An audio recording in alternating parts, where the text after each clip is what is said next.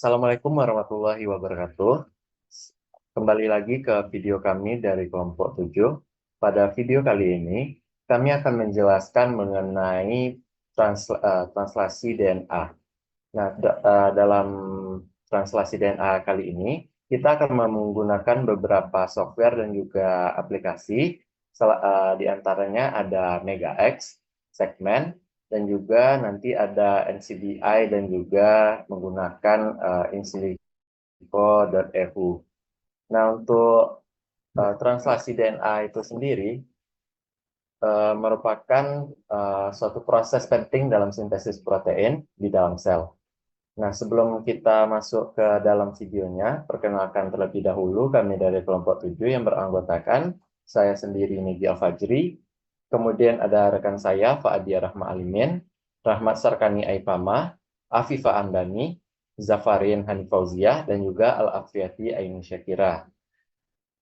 Untuk yang pertama, akan langsung dijelaskan oleh rekan saya kepada Pak Adiah, disilakan. Nah, itu adalah kita sequence kode-kode yang sebelumnya uh, atau diurutkan kode-kode dari yang akan kita gunakan nanti. Yang pertama itu klik bagian sequence, lalu add one, lalu pilih untuk file type-nya itu jadi ABI Files for Extension yang forwardnya terlebih dahulu, lalu klik open. Selanjutnya, dilakukan hal yang sama dengan mencari yang reverse-nya.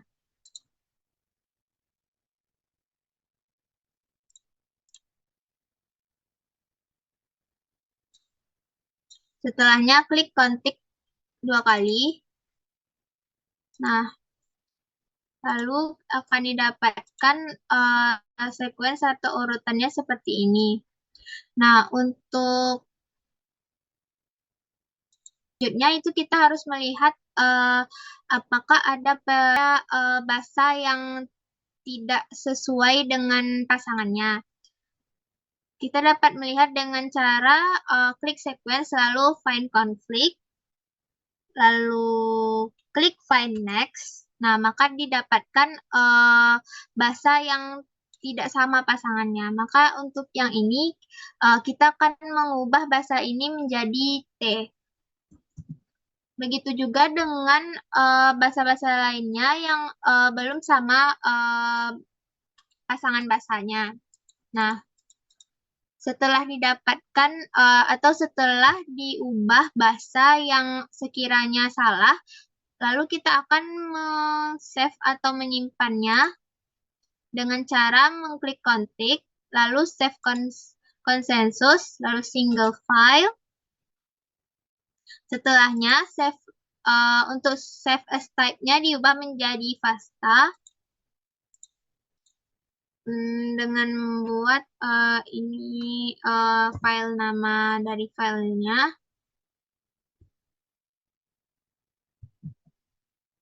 Lalu klik save. Nah, nantinya ini akan kita peroleh di file kita. Lalu untuk selanjutnya itu kita membuka file tersebut dengan Notepad. Selanjutnya akan dijelaskan oleh rekan saya Aini, kepada Aini, disilakan. Selanjutnya itu kita menggunakan web NCBI Blast, yang dimana kita klik website NCBI Blast, kemudian kita klik ini. Setelah itu terlihat pada tampilan web tersebut, kemudian kita pilih web Nucleated Blast. Kemudian pada enter accession number-nya ini kita salin urutan sequence protein tadi yang telah kita copy. Kemudian kita blast. Kita tunggu sebentar.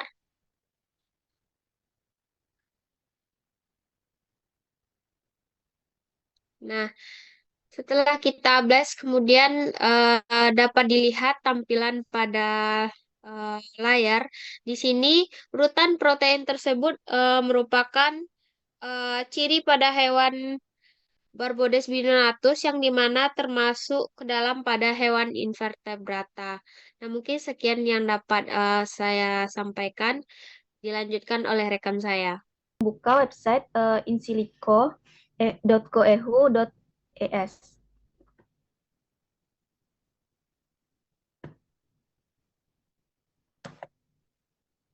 Nah, nanti akan ditampilkan tampilan seperti ini. Dan langkah selanjutnya kita akan mengklik Translate DNA to Protein.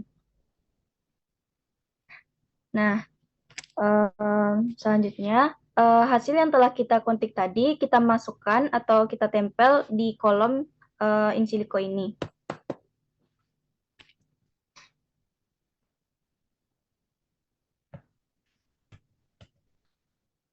Lalu kita klik, lalu selanjutnya genetik kode ini kita ubah menjadi vertebrata mitokondrial. Dikarenakan Barbodes binotatus merupakan spesies ikan yang mana termasuk hewan vertebrata. Selanjutnya kita klik Translate to Protein. Nah, lalu kita klik Show All Frames. Nah, maka akan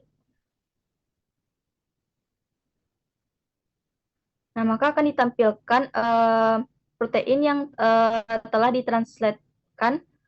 Nah, selanjutnya kita akan mencari frame yang bintangnya itu paling sedikit dibandingkan frame-frame yang lain. Dikarenakan bintang diartikan atau disebut sebagai tidak ditranslasikan. Nah, di sini kami memilih frame 3 dikarenakan frame 3 ini memiliki bintang yang lebih sedikit dibandingkan frame yang lain. Nah, selanjutnya kita akan membuktikan apakah protein yang telah kita translatekan tadi itu benar atau belum dengan membandingkannya di NCBI. Mungkin sekian yang dapat saya sampaikan, saya alihkan ke rekan saya. Baik, saya akan melanjutkan selanjutnya. Selanjutnya kita pilih 4 huruf perwakilan asam amino untuk menjadi perbandingan yang kita gunakan di SCBI. Di sini kita memilih dengan kode GFAV. Kita copy, lalu kita buka NCBI dan kita cari nama dari spesies yang sudah kita cari sebelumnya.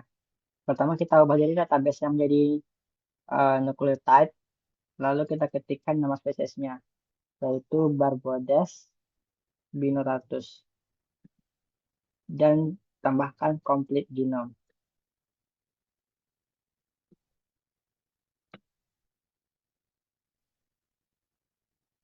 Nah, kita pilih yang pertama.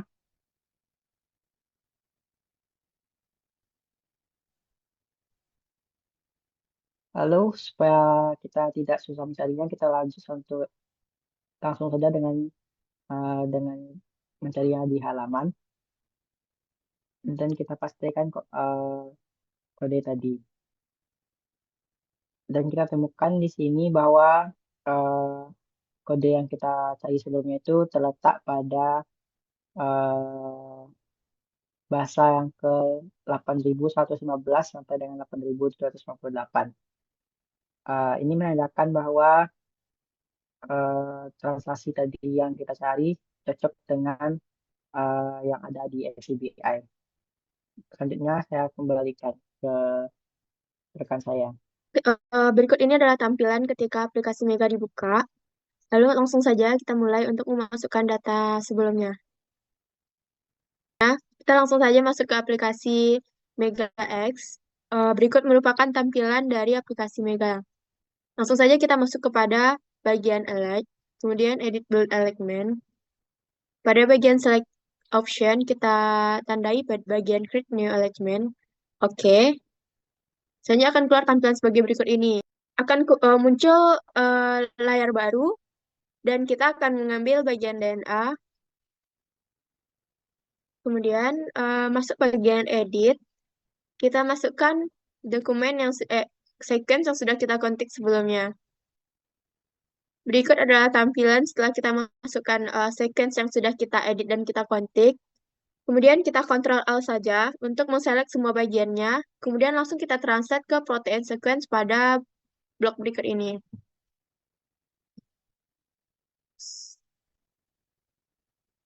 Pada bagian berikut dapat langsung kita ketahui berbagai macam protein aktif yang sudah di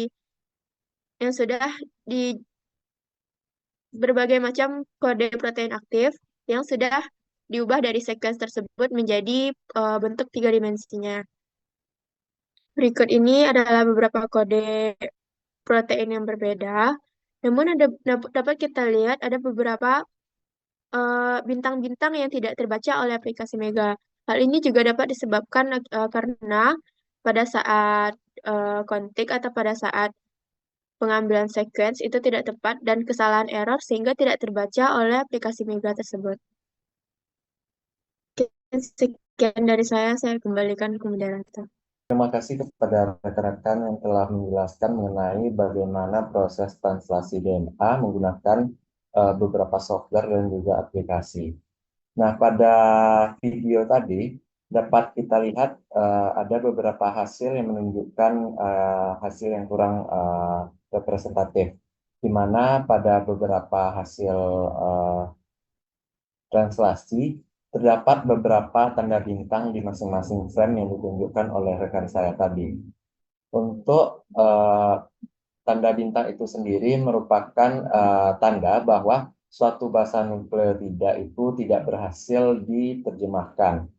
Bahasa nukleotida yang dilambangkan tanda bintang dalam analisis menggunakan perangkat seperti in silico biasanya menunjukkan posisi nukleotida yang tidak pasti atau mengalami mutasi atau penghapusan. Penghapusan nukleotida ini disebut juga sebagai deletion, di mana hal ini umum terjadi ketika membandingkan sequence DNA dari spesies atau individu yang memiliki variasi genetik. Selain terjadinya deletion atau penghapusan nukleotida, tanda bintang pada translasi DNA itu juga dapat disebabkan oleh terjadinya mutasi stop codon, di mana stop codon yang biasanya berada di bagian akhir suatu rantai DNA berada di bagian tengah-tengah, yang biasanya stop codon ini dilambangkan dengan bahasa UAA, UAG, dan juga UGA. Hal ini menyebabkan terbentuknya tanda bintang atau kegagalan dalam proses translasi DNA. Untuk mengatasi permasalahan di mana adanya tanda bintang ini, kita dapat melakukan beberapa cara, yaitu seperti memeriksa data input, yang mana kita harus mencek ulang kembali pada hasil sequence pada rantai-rantai mana saja yang berkemungkinan terdapat adanya urutan seperti yang tadi saya katakan, adanya stop codon yang berada di bagian tengah rantai, dan juga menggunakan software atau aplikasi lain untuk melakukan pengecekan ulang. Mungkin sekian pemaparan video kami mengenai translasi DNA menggunakan aplikasi MegaX dan juga software seperti in silico dan juga segmen. Sekian dari kelompok kami. Semoga video ini bermanfaat dan saya tutup. Assalamualaikum warahmatullahi wabarakatuh.